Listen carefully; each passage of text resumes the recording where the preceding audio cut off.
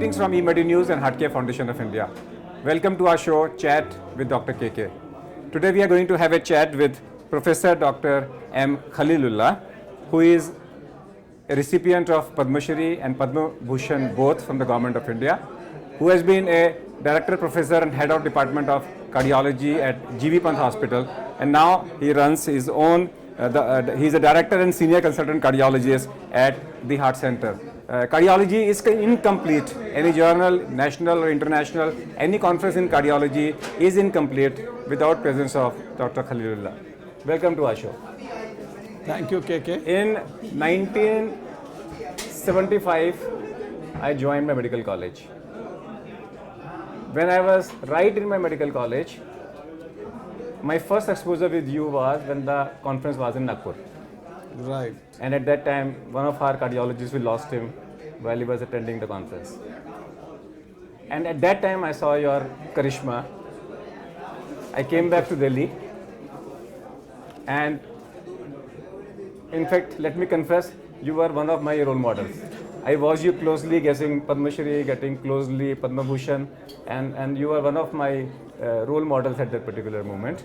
And I saw you not only in the field of cardiology as a whole, but specifically in the field of electrophysiology.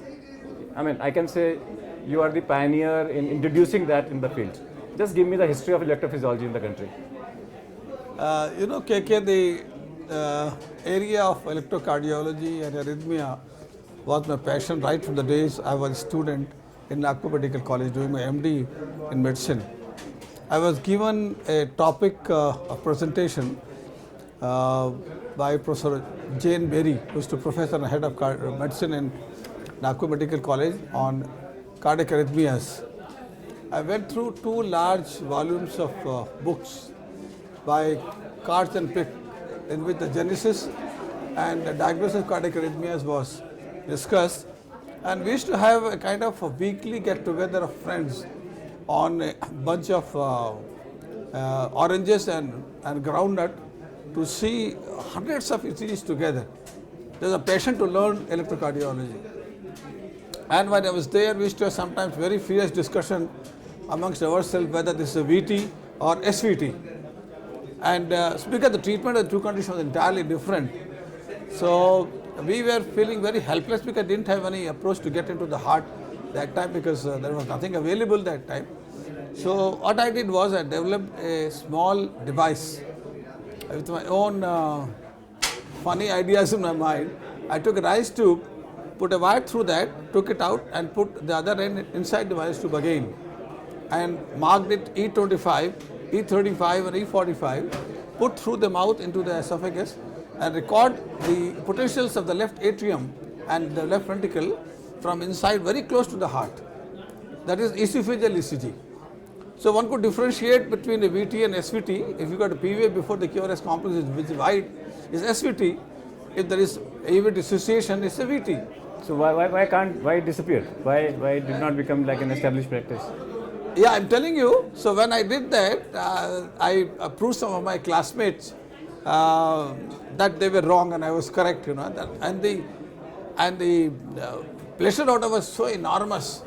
So I came to AIMS from Nagpur in 1966. I joined the institute as a DM student, and the same thing happened to a case which was diagnosed as VT there. And in the night I was posted, a young man who has no heart disease, coming with a wide QRS tachycardia, unlikely to be VT, So I put the rice tube inside, got the record done. It was a PVA before coming each QRS complex. So next morning when the chief came on the round, he said, I know the case of VT. I said, I beg your pardon, sir, this is not a VT, it's a SVT. I said, what makes you say that? I showed the record. And he was amazed how a boy from Nagpur came all the way to AIMS and completely changed the diagnosis. And finally, when I was treating him, I was giving IV digoxin, which would kill a patient with VT and terminate SVT. So that was the passion to learn electrocardiology, But once we had done with that... Let me go back. In a rice soup, which wire you put? Oh, it was a ordinary wire, the electrical wire. Electrical wire, because you only have to pick up the signals from the esophagus, which is atrium is just. No, when the wire is inside the rice tube, how will it pick up the signals? Because it is in touch with the esophagus, Okay. Yes. The rise tube will be in touch with The the rise tube in esophagus. touch with it. And the wire is on the surface of the Okay, on the surface you just Yes, slide yes, it sir. down. No, I put it inside, took it out, again put it inside. So only a centimeter was outside. Okay. And the other end was connected to the V electrode. Okay. So pick up the esophageal Okay. lead. That's understood. You know, that's how I did, you know. So I was thinking as to what more has to be done. Dr. Melvin Scheinman came from California. He was visiting Delhi for an 8-day stay around in the GB Pant Hospital, where Dr. Padmavi, the director, and I was, I think, assistant professor in cardiology. So I was supposed to meet him and conduct him to the hospital. He had brought a patch cord through which one could do his bundle recording. His bundle is the potential between the atrium and the ventricle, and shows the difference between the supra-His, infra-His, or the block is above the His bundle or below the His bundle. Absolutely. And that makes between benign and malignant block. So he had come with a patch cord, so I thought I'll open it up. So I opened that up and I found that there were three prongs.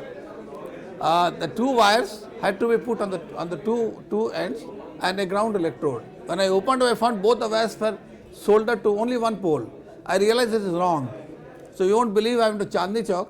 I bought the same toggle, again the same kind of 3-pole wire, and I wired it correctly. By the time I developed my own pacemaker, so I knew how to go about soldering and all. So I bit 3 prongs, the 2 ends of the 3-core wire on the 2 ends, and 1 ground electrode. So when we came in the cath lab, Dr. Melvin Scheinman, I asked him, would like to see this patch cord? He opened up and said, my God, we can't do it because this is wrongly wired. I said, no sir, I've got a rightly wired wire with you. So we did the first His bundle, 7th of March 1975. There where you joined medical college. Absolutely. And the first case was done by him, the second case I did. That's how the electrophysiology started in India. And then we started doing incomplete heart block, sinus node dysfunction, differentiating between supraventricular tachycardia and ventricular tachycardia. And all this went on for several years, you know. The EP started all over. People used to come and training for GB Pant Hospital. Then in 1984, I had gone to the United States for 2.5 months visiting professorship. When I saw 3 centers where the EP work was done, and they were ablating the AV node for supraventricular tachycardia. I came back in 84 June, I did the first ablation. Using improvised system, we use a DC shock to put inside on a catheter between the His bundle, between the tricuspid valve, near the tricuspid valve, just near the His bundle, and give a shock 200 joules. AV node is abolished, the re-entry into the AV node is completely gone. So that was the first ablation in 1984.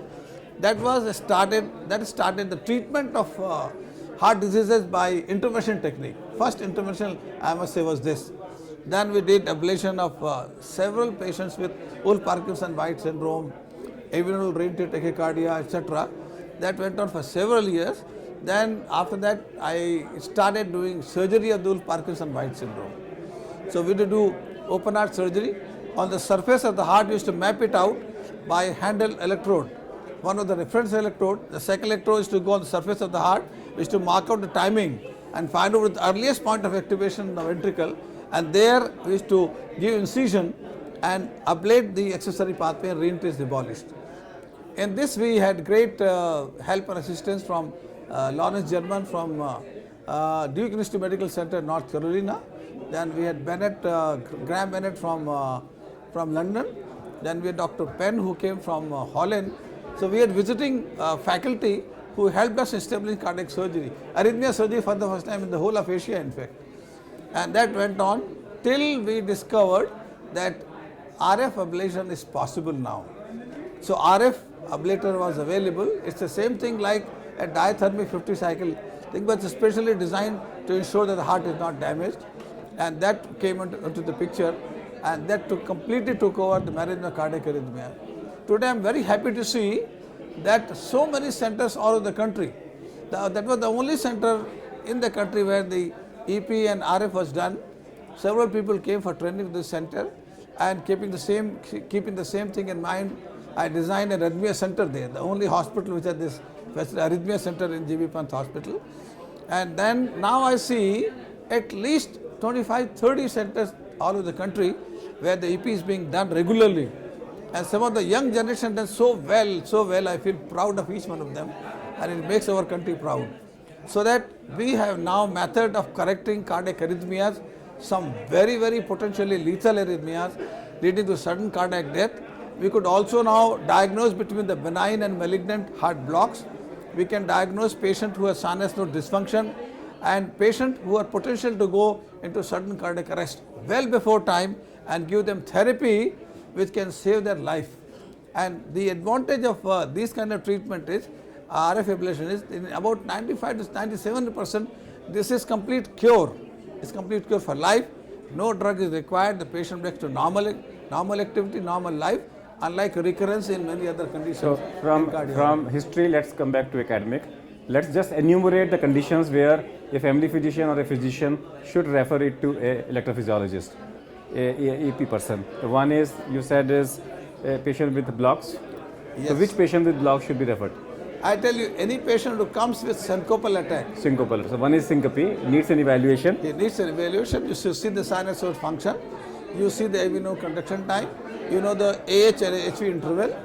And patients who have wide QRS complex like LBB. So all patients with LBB. Here I just want to add one thing is Yes. that I have created a small to tell my GPs Right. that RBB is R means hour, That's BV right. means BV means wife. So if RBB is with us, you can ignore it.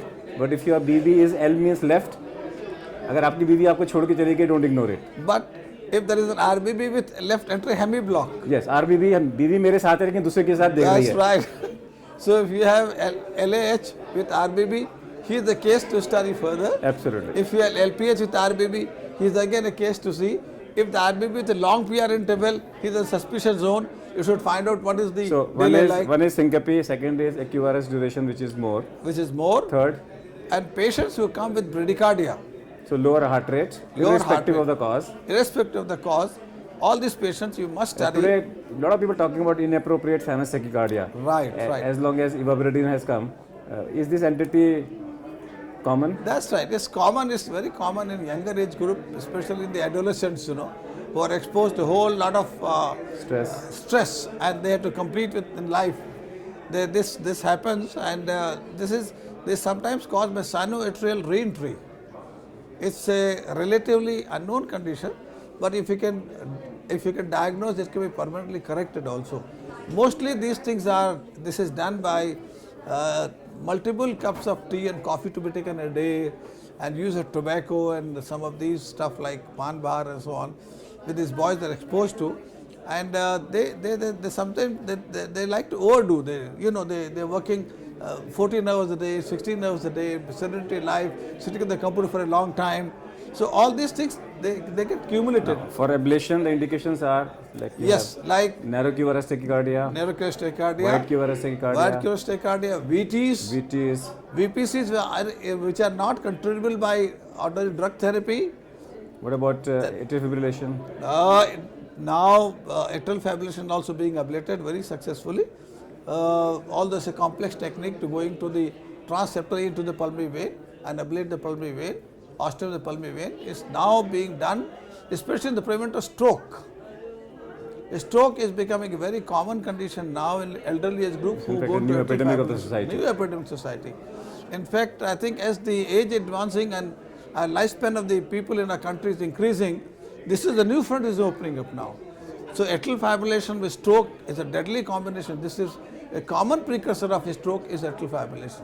Now, what about in pacemakers? I'm not talking about routine pacemaker. What about the indications of ICD and the CRT? Patients who come with end-stage heart disease with congestive heart failure, not amenable to correction by the optimum medical therapy, they can now be benefited by bi-V pacing, 3-lead pacing from right atrium, right ventricle, and the coronary sinus going to the left ventricle. It does wonders to the patient, and many patients who had been otherwise patients to go into for heart transplant can now be salvaged, and the longevity of course increases, but the quality of life improves remarkably. So bi-V pacing has improved the functioning, the functional class of the patient with end-stage heart disease in a remarkable manner, and has become the treatment of choice in patients who have intractable heart failure in spite of optimal medical therapy. Then patients who have ischemic heart disease with VPCs and runs of VTs, non-seasonal sustained VTs, and those who have syncopal attacks should also be considered for ICD implantation. I am very happy to know that the ICD is now giving a warranty for 7-8 years, so it becomes not only easy for people to go on with, but also becomes economically viable. People who have poor LV function and have a problem of arrhythmia, you can give you can do BiV pacing, a CRT-D. So you do BiV pacing along with the AICD combination, like combo device, which is life-saving in many patients. Away from academics, what are your hobbies? Hobbies are gardening. Gardening. Gardening is my great hobby. I have about 2,000 pots in my house. 2,000 pots? 2,000 pots in my house. They're all full of seasonals, roses, rare plants, magnolia and whatnot, That's my hobby. I have nurtured it for a long time. In fact, I inherited from my mother, So if you would not have been a doctor, what you would have become? Oh, I would have been a trade in gardening? I don't know. I don't know if I did trade in gardening, but I would have loved nature. Loved nature. Certainly, yes. If the Prime Minister of India calls you and makes you a health minister for a day, what policy change you will bring? Oh, I think several things on the card, I wish that is possible. One is to stop tobacco cultivation. Ban tobacco altogether. That's one. Completely. Abolish BD industry. Cigarette are also being banned now slowly. That is one single cause which is causing maximum damage to human life. The second thing is to think in terms of planning the healthcare delivery of this country. Say, as a director of a hospital, I used to plan out and extrapolate the requirement of my hospital in terms of electricity, water supply, manpower, linen, etc., etc. The country needs planning of that kind.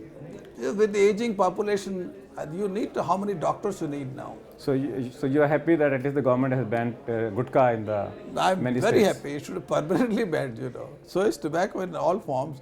And I think we need more doctors, If we had opportunities, I don't think our children will go on to other countries to get training, which I don't think is satisfactory. They would have been trained in our own country, and our country is fantastic. It's 76 years of my life. I have loved this country. I have taught children of all levels, MBBS, MD, DM. I must have trained at least 300 DMs, examined 500,000 DMs. But it's very satisfying to work in our own country and make it rich and be proud of it. For prevention of sudden cardiac death, now public is being taught hands-on CPR. Yes. Previously it was difficult because mouth-to-mouth resuscitation was there. Right. Now that has been taken out. Now this is within 10 minutes of death, earlier the better. At least for the next 10 minutes, compress the center of the chest with a speed of 10 into 10, that is 100 per minute. Right. What are your views on it as far as public teaching is concerned? I think that should be done. In addition to that, I think in all public places, like airport, railway stations. The defibrillator should be available. Should be there. That could save many lives. And many lives. I have an incident of my own brother who had gone suddenly sick in Nagpur and was declared dead, in fact. I had gone there, he slowly made recovery. I had transported him to Delhi and he's a live man. So timely help to a patient who has sudden cardiac death can have glorious results. It needs magic. It needs magic touch of a quick and supportive team, So I think that is what is indicated, and you'll save many lives. So what Dr. Khalilullah feels is that if he is made the health minister for a day, he'll make sure that tobacco is banned from the country altogether. We wish all the luck to him and see, hopefully our politicians are listening to him. Let's thank our guest, Dr. Khalilullah, for being with us. Thank you. That's all for today. We'll come back with one more show. Till that, goodbye. Thank you. Thank you very much. Thank you.